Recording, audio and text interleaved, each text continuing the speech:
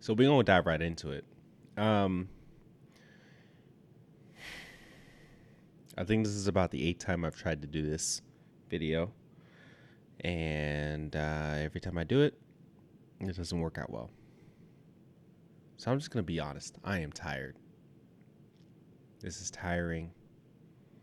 Breonna Taylor, Ahmaud Arbery, George Floyd, many others.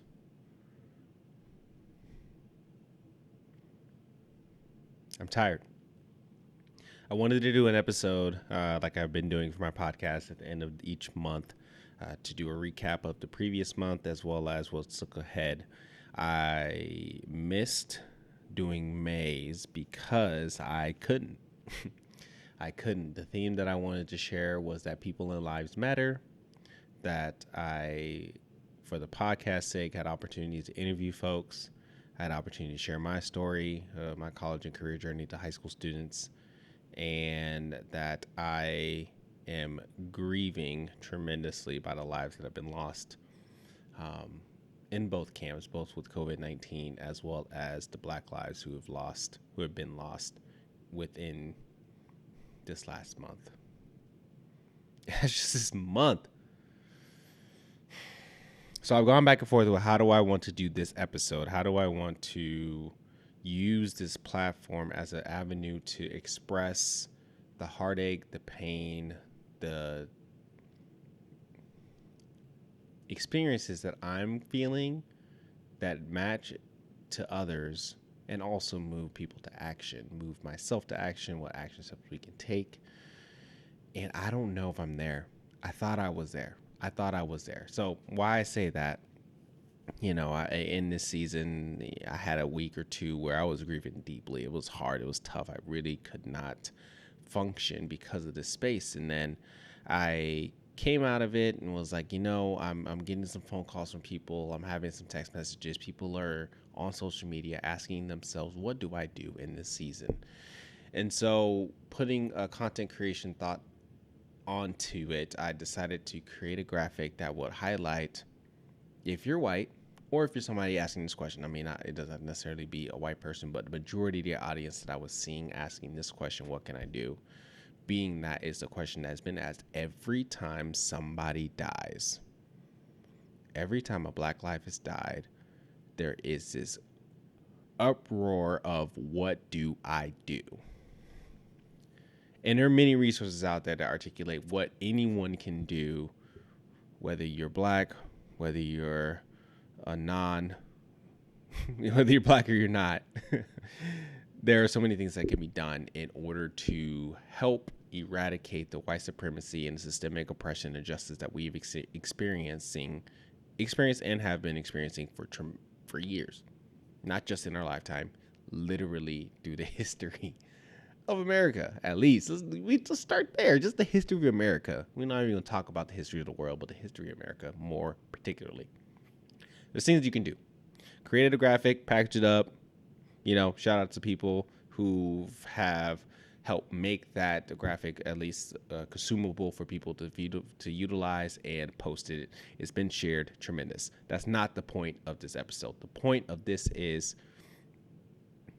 I'm tired. I hate the fact that it's things like this that get people riled up to want to do something for a week, for a month maybe. And I understand sometimes it takes a lot, right? It's a lot happening at once. There's a social presence and pressure to respond and to react and whatnot. But people are dying. Black folks are dying. Brown folks are dying. Marginalized communities are continuing to suffer because of this oppressive society that we are a part of. And yes, a lot of us, we live in America. America has a lot of freedom, a lot of privileges. However, those are not awarded to those who have a darker skin in the society. They're not awarded to people who have helped build this country off of free labor, off of slavery.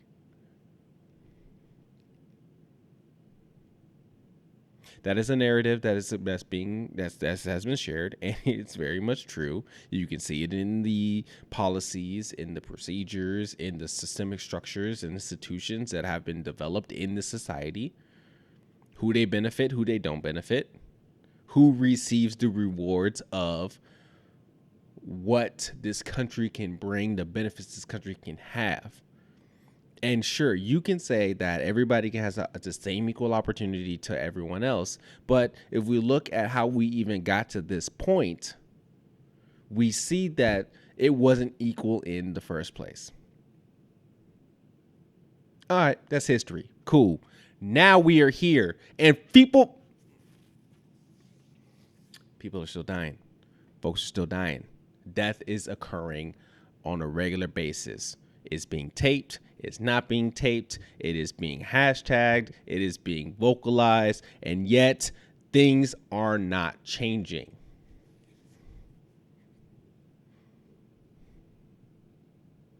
So I'm tired. I'm really tired. I don't know. I wanted to make an uplifting post. I also wanted to show the realness of how I'm feeling. I go in ebbs and flows of taking action and then being a deep reflection and then seeing more of my identity dying in the world continues to help make me feel like nothing can be done in this lifetime. But I refuse to have that hope, like that outlook. I refuse to feel like this cannot change. I hate the feeling of it is what it is, so deal with it. Like that's a stupid mantra, a stupid phrasing to enact, especially on situations like this where racial and systemic injustice are occurring around us, and more particularly people who look like me, because I see myself in those who are in those vulnerable and tragic positions. So I got anger. I've been calm about it for a long time. And I have a platform. It may not be big, but it is one. So my perspective has been, how do I use this platform to be able to share, articulate, educate, and challenge those who are in position to do something? Because we all have something that we can do. There is something that we all can do. And that means starting where we are currently located physically, mentally, emotionally, starting from this position of I have this life, I have this breath, a breath that has been taken away from those who are currently with these hands, breaths, minds, experiences, positions that we currently have. What can we do to acknowledge the fact that these situations are occurring to those who are vulnerable, and then be in those places and spaces to make change in those areas? And to do that, there's a lot of change that needs to happen within us. Like the heart that we have towards how we see one another has to be articulated. It has to be communicated. We have to have the perspective of, how do I see my fellow brother and sister? How do I see those who don't look like me? How do I relate, or at least connect with those who are of a different position than I am? Are they a threat? Are they a brother or a sister?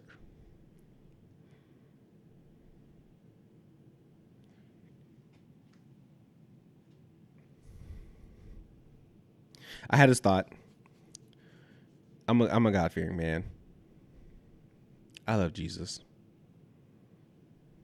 I do my best to follow. I had this thought. As a Christian nation, the question that's commonly thrown around is, what would Jesus do? Right? Y'all remember them wristbands. What would Jesus do? I had this perspective, okay.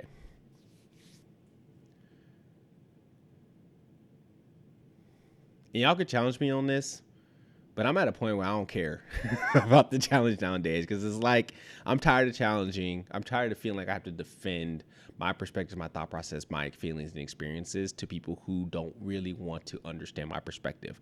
That's a whole nother episode. But what I'm going to say is this. When I think about Jesus, I think about Jesus as a liberator. I think about Jesus as a challenger, and I think about Jesus as someone who equips others. The liberating aspect. Jesus comes into this earth as someone who liberates the oppressed, both in their systemic situation as well as their spiritual situation. You know, he blesses are the poor, for they inherit the kingdom of earth, right? Like, for inherit the kingdom of heaven. The idea that Jesus comes and he is sitting with the sinners. He's having dinner with them. He's engaging with them. He's talking about them and their situations and their context. And then not only talks about how they can be liberated from a physical to emotional to a systemic situation, but also the spiritual aspect too, because it's not just about their physical aspect. It's all about the spiritual aspect too. You know, what would be better if I just say, let them walk? Okay, go ahead and walk. Get up. Peace out. You the man, you know? The liberating aspect is really key and important when it comes to the concept of what Jesus is doing and has been done to the world around us. And if we are supposed to be Christ-like, we need to have that lens of how can we liberate individuals who are in situations that are oppressive. Number one. Number two, Jesus as a challenger. Part of liberating the oppressive individuals in the society, or in his society in his day, was to also challenge those who are being the oppressors. Challenging the oppressors, challenging the systemic institutions that are putting the weight and putting their foot on the necks of people who cannot defend themselves. He talks to the Pharisees, talks to the Sadducees. He turns the tables in the temples. Why? Because those institutions have continued to put more and more pressure, squeezing the life out of those who are in a very, very vulnerable position and cannot defend themselves. And coming in, Jesus coming in from a humble perspective to be able to be a voice and walk with them and give them the tools that they need, which we'll talk about in point number 3, in order to support and give them life, that just on this earth but also in heaven. But then also talk to the people who are in power and in privilege to tell them that what they are doing is killing the people. It is killing those who cannot defend themselves. And as Jesus stands in the gap, he goes ahead and challenges them on their ways, on their motives, on their policies, on their methods. What are we doing to challenge the systemic issues that are going on today? The institutions that are continuing to put those who are marginalized in places that are they can't return from. Why is it that it's so difficult for the power of, I'm not going to answer that. I know why it's difficult for power and privilege to be able to be relinquished by those who have it, because it's so good. It feels good. The rich young ruler was unable to turn away from his ways because he had so much that he gained over in life. And when Christ challenged him and said, give it up, he couldn't do it. Power and privilege has such a stronghold on everybody's hearts that it makes it hard to really see what can be done for their fellow people, for their fellow brethren and sisters. And that makes it difficult when we are looking at positions of power and challenging them to say, yo, how you are setting this life up is not working. There are folks dying, literally.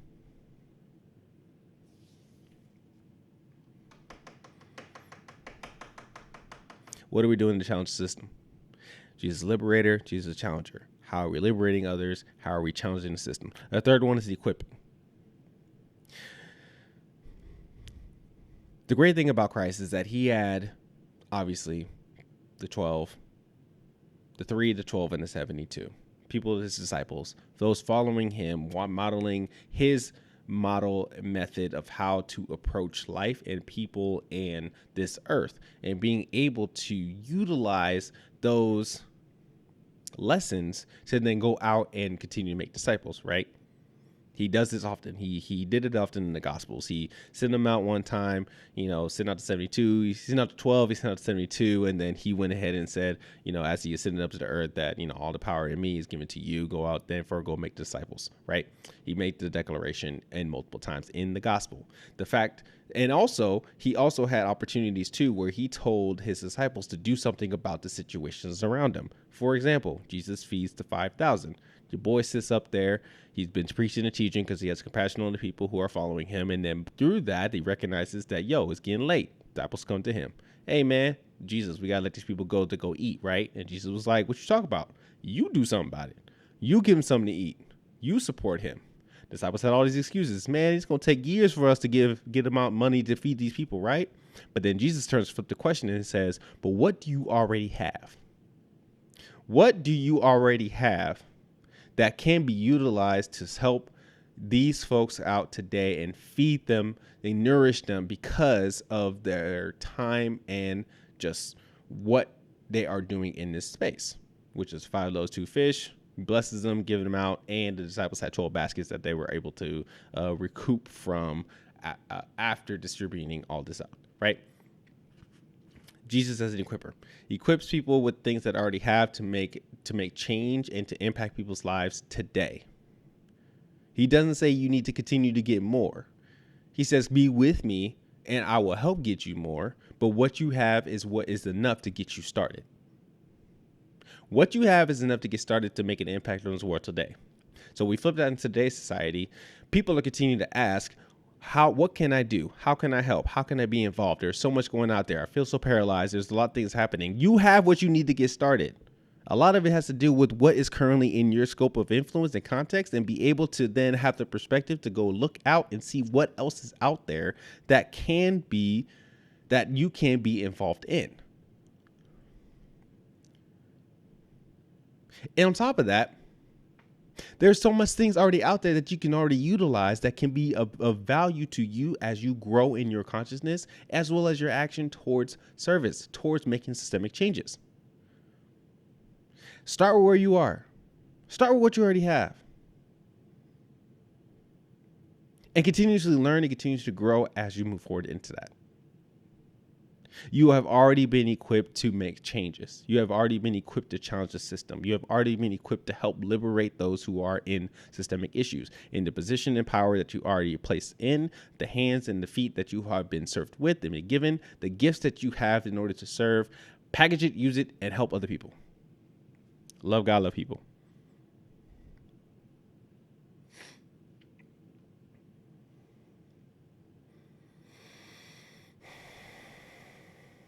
I'm tired. I wanted to do so many different things with this episode. I might have to come back and do a part 2, but I think what I said is what I said. And I think and the biggest thing here, I guess, is a challenge, right? It's a challenge for a lot of us. It's a challenge for those who I got a couple challenges. Here it is. All right. I got a couple challenges I want to give out. First challenge. Those who identify as Black, take care of yourself. Take care of yourself. You already know this. This is something that I also want to articulate. Take care of yourself. You are seen. You are valued. You are worthy. You are loved. And if you don't hear that or see that in the images that are occurring, in the events that are occurring in our world today, for another fellow Black person, I wanted to share that. To my non-Black, but people of color, we appreciate you. Continue to stand in solidarity with you. Appreciate the solidarity that's been given to us. We recognize that there's a lot of commonalities in the struggles that we're all experiencing, and the more that we continue to come together in community, the easier we're able to see the systemic issues and this oppression that is occurring beyond just the fact of it happening to certain people groups, but those who are of color, those who have been experiencing in their own ways. We have to continue to educate ourselves of how the experience manifests itself in different contexts and cultures, but find the common thread in order for us to have the same tactics and skill sets to be able to combat them. Because if one ain't free, we all ain't free. All right. To my white folks, I love y'all too. May not sound like it, but I do love you. I love the fact that there's a lot of folks who are wanting to be allies, coming in aid, doing what they can, wanting to ask questions, and wanting to be in some sort of a space where they can do their part. I get it. I love it. There's a lot of detail out there. If you go on social media right now, you will see anything, everything that will help educate what you can do as an ally in these spaces. The one thing I will share to you is you have to challenge yourself, your friends, your systems, the institutions, whatever you're a part of. It is imperative that you help challenge what institutions you are involved in, the spaces that you're involved in, that you are challenging the rhetoric, the policies, the procedures, the perspectives that are given in this context and space. If I say it, it sounds different. If you say it, it sounds different. That's an elementary phrase, but if you think about it deeply, it has tremendous implication and power. My presence has a different vibe and feel, especially if I don't open my mouth. It has a different vibe and feel. Your presence, similarly. So you are already in position to make power and changes. You have the privilege to step into those spaces already. Use it in a way to help challenge and change the system that you are a part of. I don't care that you're uncomfortable. That sounds harsh. That's a reality. You're uncomfortable. Okay. Work still needs to be done. It's hard for you. Okay. Work still needs to be done.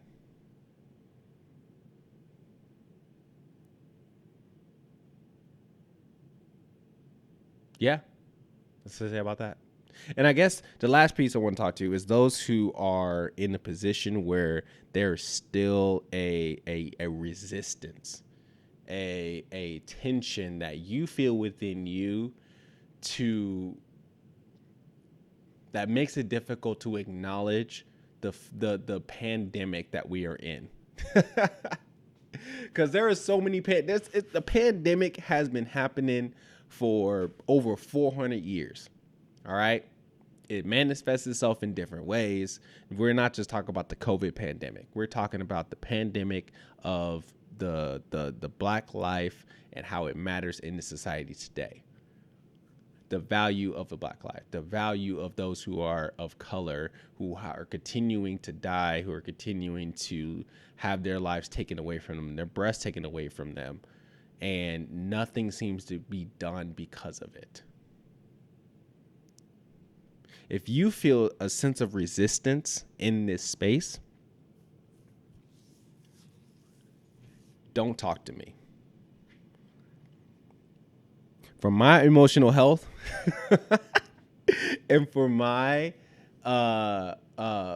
well-being, don't talk to me. For years, I've catered. For years, I pandered. For years, I've put myself in a space where I felt like I had to silence my own voice in order to appease, make others feel comfortable about their identity, their whiteness, their perspective. Those, I feel like I had to defend myself in order for others to feel like they're validated. This is a declaration that this is over. That's done. I'm not going to defend myself anymore. I don't need to defend my feelings, defend how I'm experiencing, what I'm experiencing. That doesn't mean I don't love you. That just means that it's no longer a discussion. So if you are going to come to me and try to flip the script and the rhetoric to make my feelings invalid, I'm shutting it off. It's done. I'm not doing that. No more. Happy 2020. All right. If there is a space where you're like, all right, what's up? I want to listen. I want to see the perspective. I want to understand. I would hope the education happens first. And then after the education, Google University, YouTube University, you there come to the place where you can want to say, okay, what can be done locally? How do we acknowledge the identities in which that are experiencing this space, and then work to take action in order to eradicate it? That's life giving. We could talk about that all day, every day. When it becomes an argument for the reason why my life matters, done.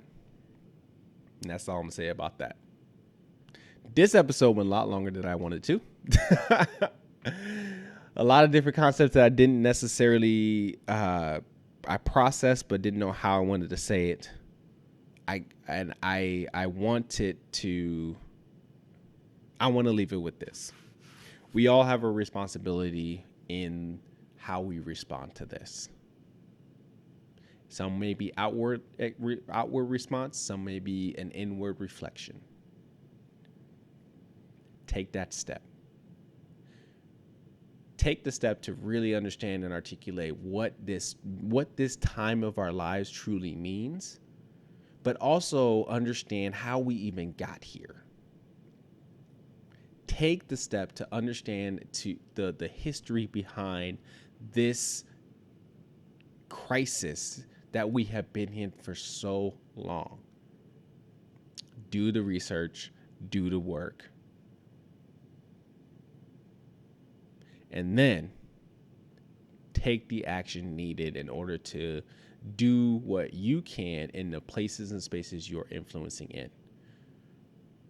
And I would hope that, because that message goes for everybody, we need to do the education, do the work on our own internal mindset and hearts, and then be able to say, okay, where can I make the most impact? What I have, what will stretch me, what will challenge me, to be able to challenge the system. All that needs to occur and happen. Now, for those who are Black, be in the space where you are not stretching yourself so thin to where it is giving you're literally trying to save anything and everything. Because we can't be in all places. We can do what we can speak to some things, but all of our energy cannot be given to being a part of so many different areas and committees. And this is something I got to process too. Like, how do I take action in the community without trying to hold elective offices in literally every space? I got to work on that. To my white folks, you got to do the work. You got to challenge the systems you're part of. You got to be able to understand your own perspective and identities and biases when it comes to the systems that we are a part of. But this cannot be something that you flip on and off whenever you feel like it. You can't do that. That can't be a thing. The luxury of when to pick and choose how and when to speak up cannot be something that just becomes a hat you wear or a shirt you wear or a shoe that you decide to put on that day. No, like, that's part of being a co-conspirator. That's part of being in the work. That's part of showing that you truly care about what is going on around you because you choose to pick up the cross. Some people might not like that. You're choosing to take that part as part of your burden to help support and eradicate and even help people feel like they're seen and feel like they have a place in this earth and that they're valued. You got to do the work. We got to do the work, y'all. So there might be a part 2 to this episode. June might be just a month of just working through concepts that are in this space. It might be something completely different. I don't know. But my heart goes out to those who lost their lives due to violence, police brutality, white supremacy. My heart goes out to those who are on the front lines, those who have been in the struggle, been in the fight for years. And I pray that we come alongside those, we come alongside one another and be able to truly be in relationship with one another and ask ourselves, what can we do? What can we do together to ensure that this does not happen again? We have it within our power to do that. It requires some of us to do more and some of us to do less. It costs some of us a challenge, and it'll cost some of us to listen, to sit, to be quiet. And we may need to be louder as well. But these are all the things that we will have to work towards together. And I'm first one to say it's not going to be perfect. It's a mess. It's the muck of the muck. It's not easy working through these things. And it you know, it's not easy dismantling a system. It's necessary work to do it, though, for the sake of those who are marginalized and oppressed, victims of the circumstances that has been created by our ancestors, by the history of the United States. But how do we move to a future that does not let this continue, that we can change the landscape of what has been created by the forefathers? It can be done. Do the work. Do the work. That's all I got to say.